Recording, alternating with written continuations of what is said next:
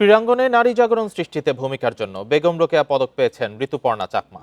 ফুটবলে প্রথম কেউ পেয়েছেন এই মর্যাদার পদক।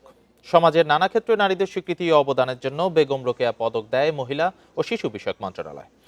আজ অন্য তিনজনের সঙ্গে ঋতুপর্ণার হাতে সেই স্বীকৃতি তুলে দেন প্রধান উপদেষ্টা অধ্যাপক মোহাম্মদ ইউনুস। সকালে বেগম রোকেয়ার জন্ম ও মৃত্যু দিবসে রাজধানীর ওসমানী স্মৃতি মিলনায়তনের আয়োজনে পুরস্কৃত হন এই নারী ফুটবলার। সাফে শিরোপা জয় ও এশিয়ান কাপে কোয়ালিফাই করায় ঋতুপর্ণার অবদান প্রশংসনীয়। ঋতুপর্ণা ছাড়াও আরও তিনজন নারী পেয়েছেন বিশেষ এই সম্মাননা।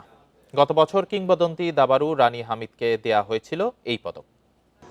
তারা সারা বাংলাদেশকে পাল্টে দিচ্ছে। আজকে যে অনুষ্ঠানটা হলো তার কথা যখন পত্রপত্রিকা ছাপা হবে, পড়বে, প্রত্যেক মেয়ে চিন্তা করবে, কিরে বাবা, আমরা কোথায়, আমরা কেন হতে পারছি না এরকম। তাদের স্ট্যান্ডিং, তাদের বক্তব্য, তাদের ফিলসফি, এটা শুধু বাংলাদেশ প্রেক্ষিতে না, এটা বিশ্ব প্রেক্ষিতে। এদের প্রত্যেককে সারা দুনিয়া সম্মান করে। আমরা প্রথম তাদের সম্মান দেখালাম।